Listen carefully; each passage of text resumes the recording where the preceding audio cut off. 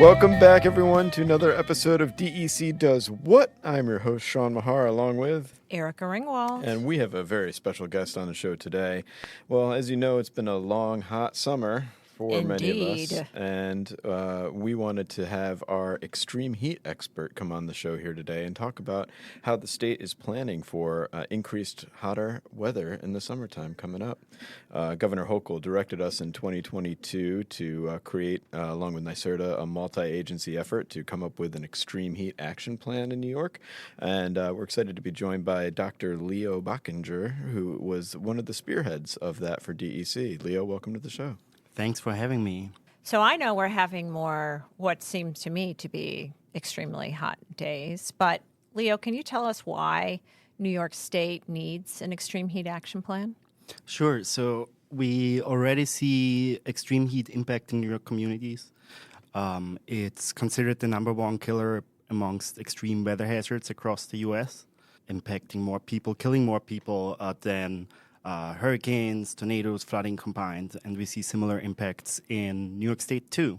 With climate change, and as climate change progresses, we will see more of those hot days, of those really hot days. They'll be longer, and they will be hotter than past days. And so we'll see more of those impacts of extreme heat across the state in communities that might not have seen extreme heat in that way before. And the plan is about addressing that, thinking about both the current impacts of extreme heat on our communities as well as preparing for future impacts. So what is extreme heat? When you say extreme heat, right, people think about the temperature goes up in the summertime, but what makes it extreme and such a concern? It's actually really tough to pin down one, like this is the definition for extreme heat because it impacts and affects different people, different bodies, but also our environment or different communities in different ways. So there's not this one temperature and say like, this is super extreme hot now. For example, we see some heat health outcomes, like think about heat stroke, emergency department visits because of extreme heat, start increasing already at like 85 degrees Fahrenheit, which doesn't seem super extreme hot. But it relates to who's vulnerable to extreme heat, be it older adults, young children, expecting mothers, outdoor workers, and they're all exposed at different kinds of temperatures. It also really matters where you live. A 100-degree day in Phoenix, Arizona feels and will impact the community much different to, say, a community in Buffalo, New York that doesn't see that so often. That makes sense. And so when we talk about extreme heat and talk and inform our communities about extreme heat, it's often more useful to say it's just going to be really hot. And it might be unusually hot for this season than like fixating on certain temperatures. Isn't one of the critical pieces of extreme heat that the temperature overnight doesn't drop and sort of give people's bodies and the environment a reprieve? Right. That's definitely a big deal. Also, the combination of heat and humidity, because that can limit how much our bodies can proactively cool us down. And then also what access you have to opportunities to cool down, be it do you have a forest nearby or a lake you can go swimming, or do you have cooling at your home or a community space you can go to? And that's often very unevenly distributed across New York State, but also across the communities. So what were some of the things you learned about this planning process to create the Extreme Heat Action Plan? Was there something new that you didn't realize that extreme heat was impacting sensitive populations in some way? Or what was the first real thing where you said, wow, this is an incredible opportunity and I didn't know that about extreme heat? That's a good question. I think there's a couple of aspects. Often we think about extreme heat as a matter of urban centers, right? First thing we think about maybe when you think about heat in New York State is New York City, the lower Hudson Valley. But we really don't see significant differences in terms of heat health outcomes between urban centers and rural communities. The reasons for those outcomes might be different. You might be more likely to work outdoors, or you might live further away from key resources if you're in a more rural community. It's harder to get to a hospital to seek help. But the number of emergency department visits, hospitalizations because of extreme heat are pretty much the same.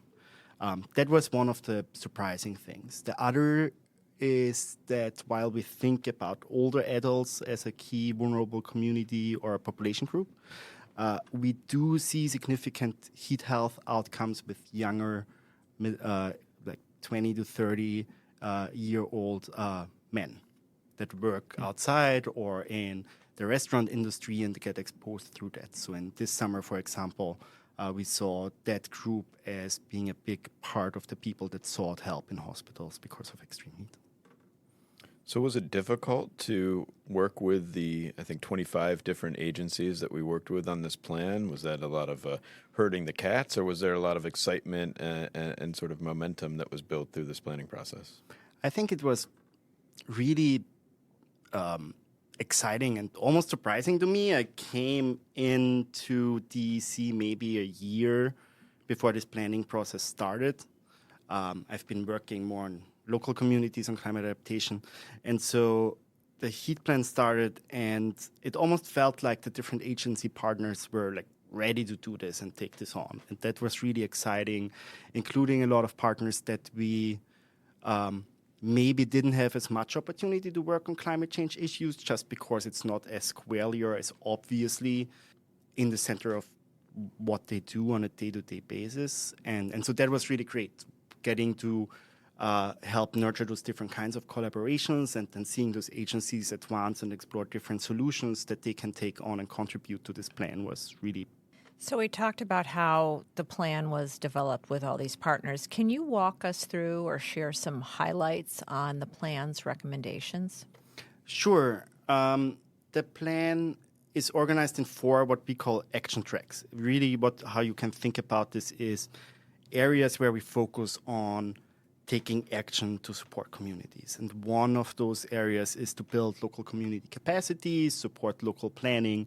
So this is anything from opening up planning processes, streamlining them to better consider extreme heat, for example, in collaboration with the Division of Homeland Security and Emergency Services in the context of hazard mitigation planning. But also building community resources. Example is piloting resiliency hubs, supporting other forms of community resources that allow communities to take actions themselves.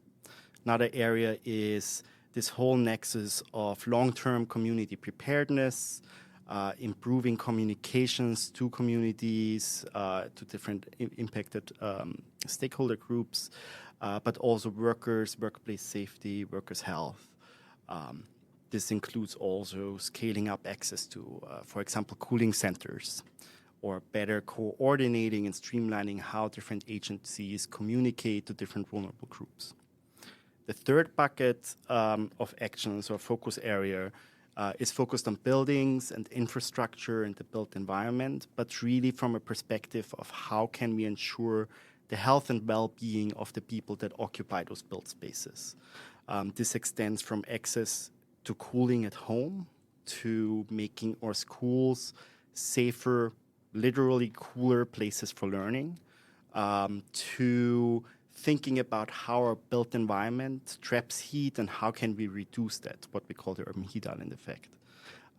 And the fourth area of action or focus area is mainstreaming nature-based solutions across those different areas. So really working with nature, learning from nature to help cooler communities, keep our communities more thermally resilient, essentially robust against extreme heat, and helping in that way also build opportunity in communities by providing access to forestry trainings and associated jobs. So it's also embedded with green workforce development. So let's stay on that natural and nature-based features. Like, what are the role, or what is the role that nature plays, and sort of what are those features that actually help address extreme heat in some level? Nature and ecosystems more broadly are really good at helping balancing out things. This applies broadly to how we think about climate resilience, climate impacts. Healthy ecosystems provide this like natural buffer, but also balancing system. And extreme heat is actually a really good way of visualizing that and understanding that relationship. When we think about cities or even suburbs where there's a lot of parking spaces, a lot of concrete, a lot of asphalt, then we see that trapping and storing that heat, right? Like this heats up and then it becomes nighttime and it radiates back out, and it's like a baking oven. You never got a reprieve. If you have a lot of green space, a lot of forests, a lot of trees, they cool down naturally the environment. And so they can help keep communities cooler, but they also have a lot of health benefits, mental health benefits, as well as other climate benefits, right? They can absorb more water, prevent flooding, but also help with greenhouse gas mitigation. So they are this really awesome tool that we already have at our disposal and that we should strengthen to help address climate change more broadly, including for extreme heat. That's great. And the governor has us on a 25 million tree march across the state. We planted a lot this spring, but obviously a focus on urban areas and environments is important, as you say, to helping to create those cooling opportunities naturally and really reforest areas and urban areas that where that can be a big impact. So interesting to hear. But I think staying on this topic too, what can New Yorkers do themselves in their daily lives to address this? And are there options at home, or what should average New Yorkers be aware of as it pertains to this action plan? There are a range of different ways that New Yorkers can help themselves and their communities stay safe in extreme heat. One way is just to be heat aware, for the lack of a better word, not only for yourself, and that heat can sneak up on you and overwhelm you, but also by checking in on your neighbors, maybe deferring activities more to the evening or morning. So that's the one thing of keeping yourself and your neighbors, your pets safe. And the other is to get involved in your community, depending on what your capacities and resources are, right? Extreme heat has been impacting many communities in New York State for a long time. And communities have taken a lot of leadership in advancing key solutions. So we see here things like community organizations organizing neighbor-to-neighbor check-in networks, peer buddy programs, but also advancing tree planting initiatives. And so getting involved in those community efforts is a really good way to support heat resilience, but also take action on climate change more broadly while supporting your communities.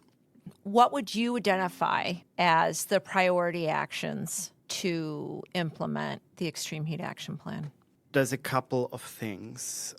One, it identifies actions that the different agency partners say that they want to take on in advance, which helps with moving the needle on bringing actions on the way that are tangible and outcomes-oriented. It also defines short and mid-range goals that help us stay targeted and focused on delivering outcomes for individual communities. Within that nexus, a lot of focus and priority lies on really helping impacted communities build their own capacities and resources and bolster that. And so there is a nexus of solutions. I mentioned already the resiliency hubs pilot, and similarly efforts to build out and support creation of cooling centers as means of building those resources in communities, but also enabling opportunities for communities to set up or enhance the training programs, the services to communities beyond an individual hazard. Another example is tree planting, and this really ties in nicely with the governor's 25 million trees initiative and the state reforestation plan, who seek to unlock those nature-based and ecosystem-based benefits more broadly. And so I think the common theme throughout the actions that we've included, but then also what I would describe as the priorities, are those that unlock multiple benefits, that has to want to do benefits for addressing multiple climate effects at once, but also building local capacities, but also helping us achieve our Climate Act goals.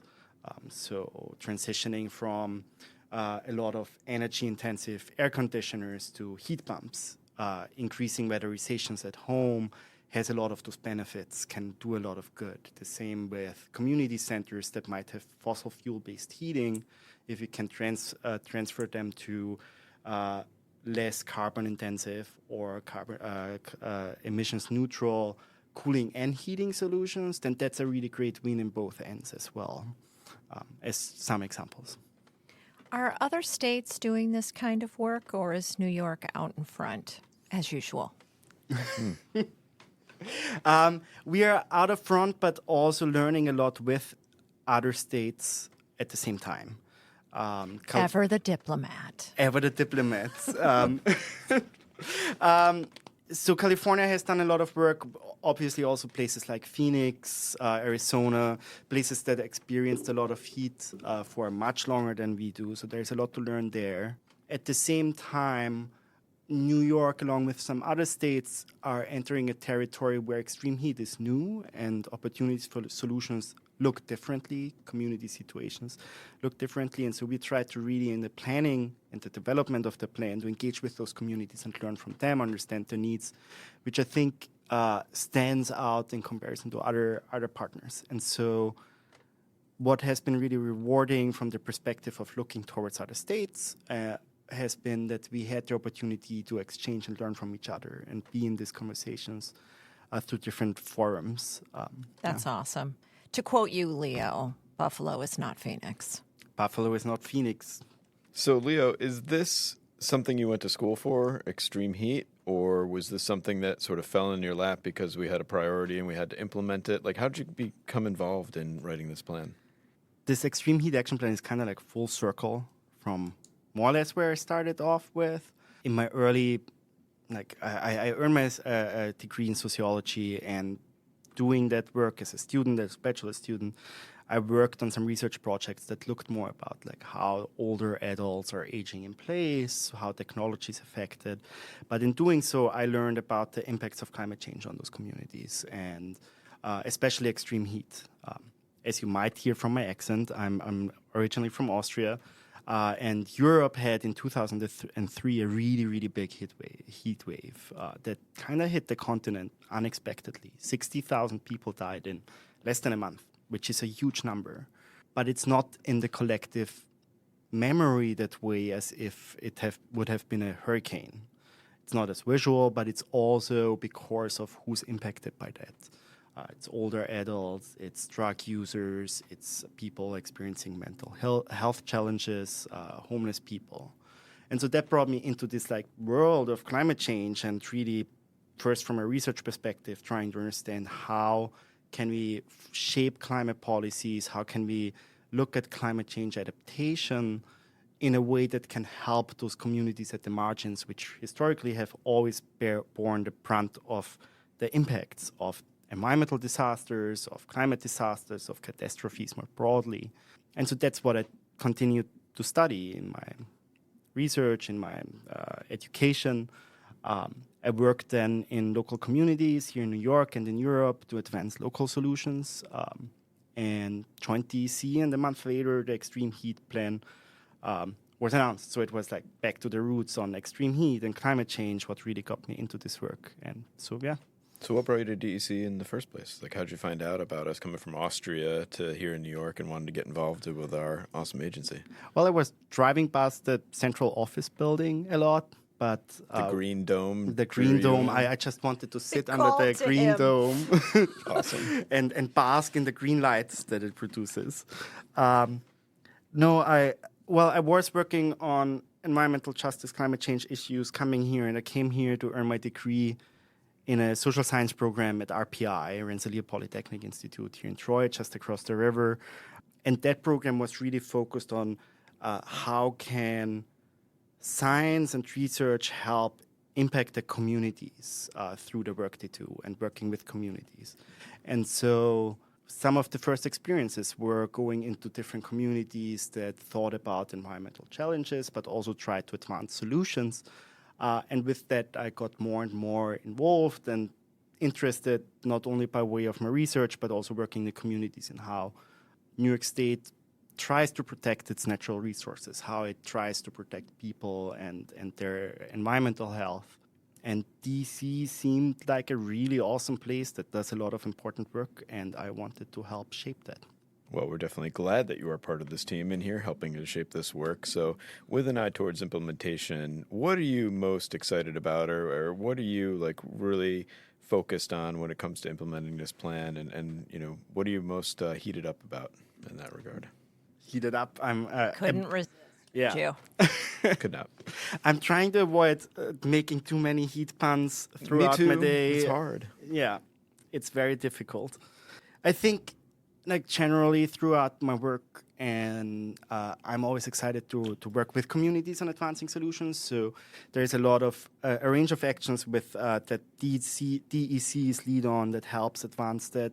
We are having what I think is a really exciting project that tries to understand the physical exposure to extreme heat. It's an urban heat island mapping program that I think has a lot of potential in helping communities better understand where impacts occur, where the most vulnerable parts in their communities are, to help better target solutions to extreme heat, but also other impacts. And I think that could have a lot of positive impact and opportunity for advancing solutions in communities with communities. So I'm really excited about this project and advancing that, but also working and continuing to work with the various community partners in understanding what are emergent challenges, how are we responding, what can we learn from future heat waves, from future opportunities to further move the needle, both working with our different agency partners, but also locally. I think that's always the exciting stuff, right? Like, how can we make change that helps people happen? Yeah. So, Leo, as a lover of winter myself, and obviously our climate change efforts are really helping to preserve winter, I'm just curious the interplay between extreme heat events and winter temperatures. And are we seeing, just a warming trend overall in all seasons? Do more extreme heat events in the summertime influence winter temperatures or precipitation in any way? And is there an interplay that you would say? And really, should I, look to get my hockey rink up later in the season this year? Should I be concerned about it? What do you say to that? Especially after last winter. Right. And I just finished building a snowboard, so I better hope there is some snow. Safe space. Yeah. Right there with you, man. I think that's a really key point, that we think about climate change and those individual effects together. So yes, this is an action plan that addresses extreme heat, but extreme heat doesn't occur in isolation one, right? Like, think about maybe there's a coastal storm or there's a flooding and it knocks out power, and then there's a heat wave. So we have to think about those things together. But we also have to think across seasons and communities. So one effect of more generally the climate, average temperatures rising, is that our lakes freeze later. They can take on more heat, more temperature, store that in that water.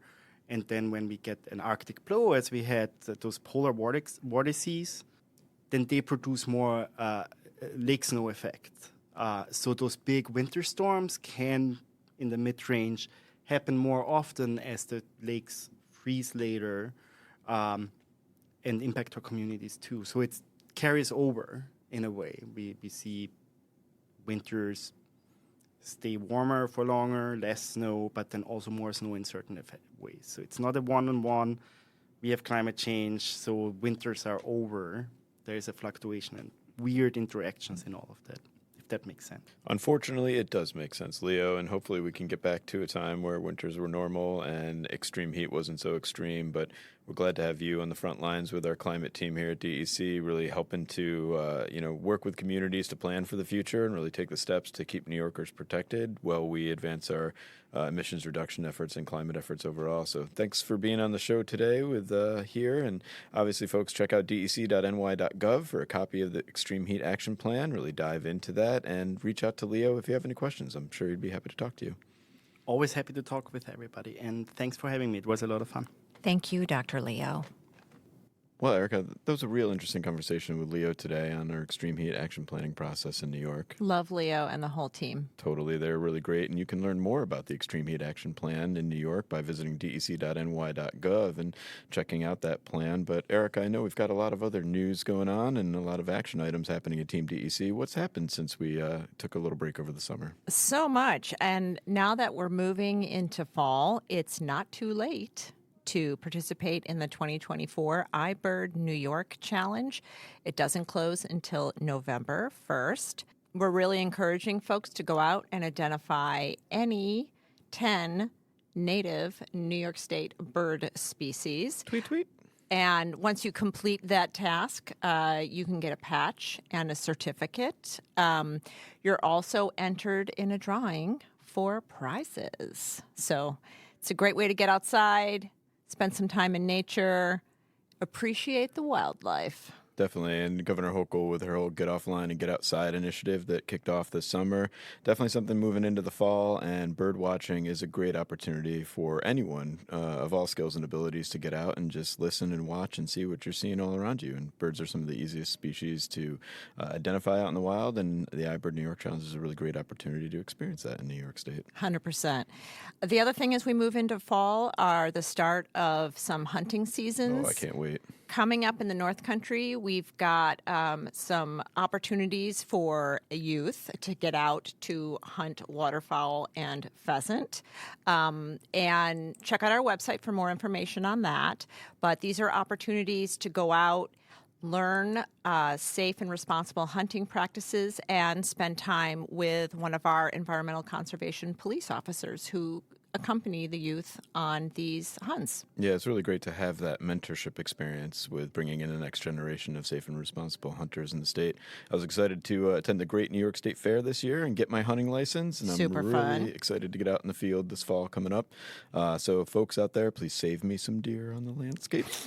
But we'll see how successful we are, but excited for hunting season coming up. I'm sure you'll do great, Sean. Also in September, we've got Fish and Wildlife Day coming up. That is September 28th. We are also encouraging folks to see Fish and Wildlife Day as a stewardship day, a day for outside adventurers to give back to the state lands and sites they love and spend time on through a variety of ways. But we've got more information about stewardship opportunities on DEC's website as well. That's great, and I'm looking forward to that day and getting out myself to help do some stewardship on the landscape. It's always good to get your hands dirty this time of year, of course, and enjoy all the fall weather that's out there in New York State. 100%. Well, Erica, I think that brings us to the end of the show today. Obviously, please keep emailing us at contact@dec.ny.gov. Let us know how we're doing and what more you want to hear. We did get our first listener feedback question. know, I'm so finally. excited. We're going to cover that on our future episode when we talk to our Fish and Wildlife staff about hunting in New York State coming up here in the fall. So stay tuned for that coming up. But Erica, obviously, the governor wants us to get offline and what? Get outside.